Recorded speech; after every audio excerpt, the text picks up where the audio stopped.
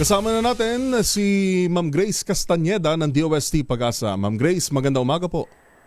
Magandang umaga din po, Sir Yuel, at sa ating mga taga-subaybay. Ngayong araw nga ay makakaranas pa din ng mga pagulan ang buong bahagi ng Mindanao, maging yung area din po ng Leyte, Southern Leyte, Eastern Samar at Palawan, dulot po ito ng ITCZ.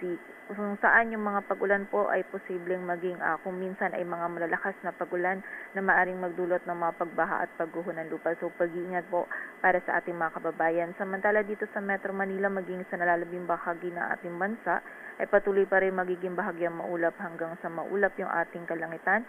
Mainit na panahon po yung mararanasan natin sa tanghali, kung saan yung heat index forecast natin dito sa Metro Manila ay maaaring umabot hanggang 41 degrees Celsius, samantala 43 degrees Celsius naman sa ilang area sa Northern Luzon, Central Luzon at Southern Luzon. Samantala sa pagsapit po ng hapon at gabi ay mas napapadalas na nga po or may posibilidad tayo ng mga biglaang pag-ulan, pagkidlat at pagkulog na dulot po ng easterlies. And during severe thunderstorms, posible pa rin po tayo makaranas ng mga malalakas na pag-ulan. Kahit short period lang po ng pag-ulan, posible pa rin po yung mga pag-ulan na mga malalakas na maaaring magdulot ng mga pagbaha at pagguho ng lupa. Kaya pag-iingat pa rin po para sa ating mga kababayan. And sa kasalukuyan, wala pa po tayo monitor na bagyo or low pressure area na maaaring maka-apekto dito sa ating bansa.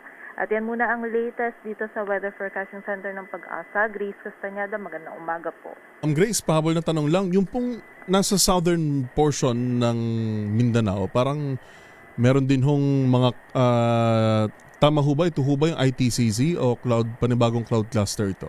Yes po, tama po. Ito po yung ITCZ. So yung ITCZ po natin ngayon is nakaka-apekto sa Mindanao, kaya yung buong bahagi din po ng Mindanao ngayon is makakaranas po ng maulap na kalangitan and then yung mga pag-ulan po. Yung panahon ng tag-ulan, Ma'am Grace, may aasahan po ba tayo in few weeks time o hanggang sa ngayon malabo pa yung nakikita nating parameters?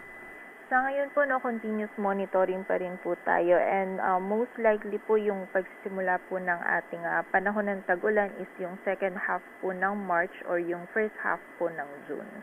Alright. Maraming salamat po, Ma'am Grace. Magandang umaga. Maraming salamat din po. Mag-ingat po tayong lahat. Ms. Grace Castañeda ng DOST Pag-asa.